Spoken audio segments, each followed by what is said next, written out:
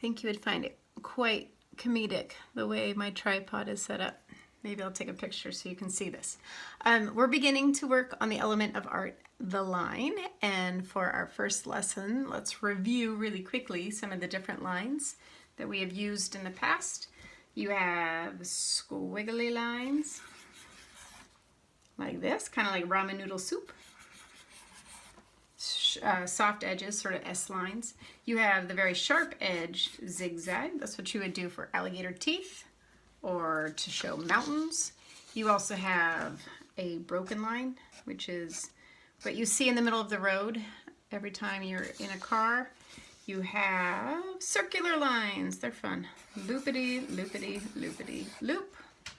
Kind of like a telephone cord, but no telephone you've probably ever seen. You have wavy or bumpy lines, and we can do this either this way or this way. You have horizontal lines, side to side. You have vertical lines, straight up and down. You have diagonal lines. And you have the world's finest line ever invented since the history of man, and that would be the spiral. Start in the middle, get a little bit bigger and a little bit bigger and a little bit bigger and a lot bigger. Zoom, zoom, zoom, zoom. So you're going to take one of these awesome lines and you are going to turn some very simple basic shapes into some awesome birds. And you may say, why do you always use birds? Well, our teachers love birds because they're easy to draw. I'll start with the shape of a teardrop, and you can have a lot of success using just really simple shapes and lines. So this one is a teardrop, and I'm going to make this one kind of like a potato. But if you can't name it, that means it's an organic shape. I'm going to go with a geometric circle, and any shape you want. You're the artist, any shape you want. But try and do about, how about 4? That would be super duper. And now let's do kind of more like an oval. All right, so we're going to give them beaks, turn them into birds. This guy, I'm going to go like this, big hooked beak like so. And I'm just going to give this guy an eye. Start with a dot there. Bring it back like this. Give him wings like this. Kind of like a W that just sort of went nuts. And pretty much the world's longest legs. 3 little feet.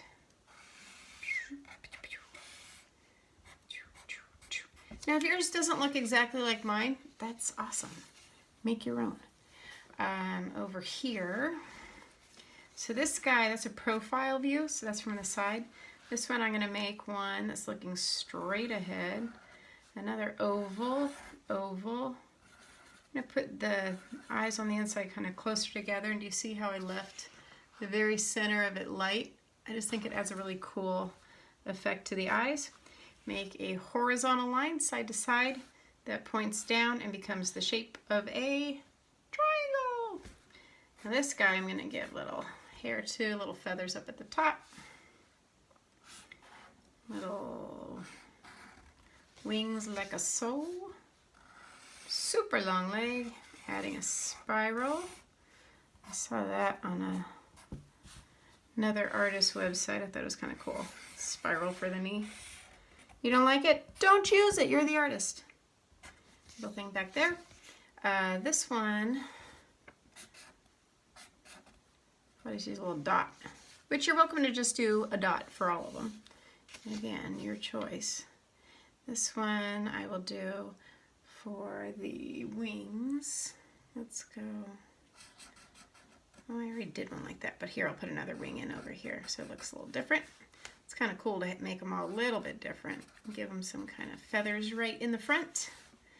And maybe, I think they're called plumes. When you have the hair coming off the top like that on a bird. That's how my nephew's hair used to look in the mornings. Probably still does, but he puts stuff in it. And a little wobbly knee. If you don't want to put knees in, you don't have to. But just kind of, it's kind of cool when you have a disproportionately long leg with the bird shape up top. And my last one, I'm going to have this fella.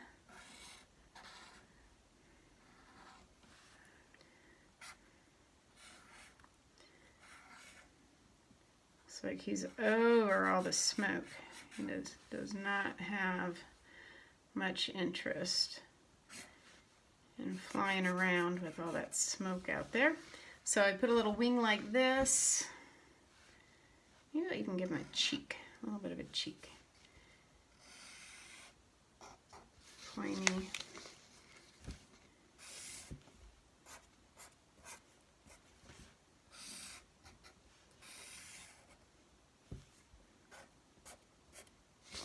And now I'm going to draw in a horizon line, which is where the sky meets the ground. Put that in right about here.